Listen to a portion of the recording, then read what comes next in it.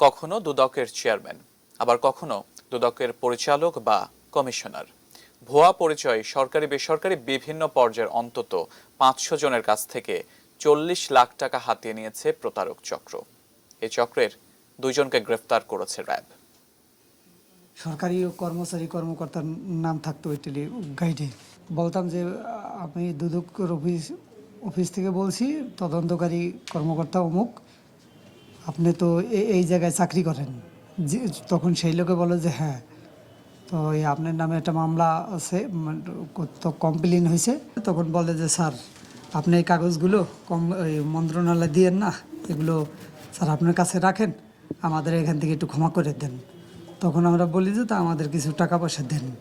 এভাবেই সরকারি বেসরকারি বিভিন্ন পর্যায়ের ঊর্ধ্বতন কর্মকর্তাকে ফোন করে প্রতারণার ফাঁদ পাতা হয়। যারা দুর্নীতিগ্রস্ত বা কর্মক্ষেত্রে নানা অনিয়ম করেছেন তারা এই ফাঁদে পা দেন, টাকা পাঠান বিকাশ অ্যাকাউন্টে। এভাবে 1 লাখ টাকা পর্যন্ত আদায় করেছে প্রতারক চক্রটি। এমন চক্রের 2 জন আনিসুর রহমান বাবুল এবং ইয়াসিন তালুকদারকে গ্রেপ্তার করেছে র্যাব। এ পর্যন্ত প্রায় 500 জন সরকারি কর্মকর্তা কর্মচারীকে তারা প্রতারণার মাধ্যমে প্রায় 35 থেকে 40 লক্ষ টাকা হাতে নিয়েছে। বাবুল এই চক্রের অন্যতম হোতা, ইয়াসিন তার সহযোগী। ইয়াসিন মূলত বিকাশ ও মোবাইল সিমের ব্যবসা করে। কৌশলে নিম্নবিত্ত ও তুলনামূলক কম শিক্ষিত মানুষের নামে বিকাশ অ্যাকাউন্ট খোলা এবং সিম নিবন্ধন করে সে।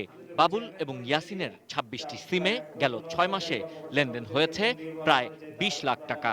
আমরা তদন্ত করে দেখব যে কারা টাকা দিয়েছে, কারণ যারা টাকা দিয়েছেন তারা দুর্নীতিগ্রস্ত অফিসার এবং তারা টাকা দিয়ে দুর্নীতি করেছেন আর ওরা টাকা নিয়ে দুর্নীতি করেছে। 2014 সাল থেকে চক্রটি এই কাজ করে আসছিল।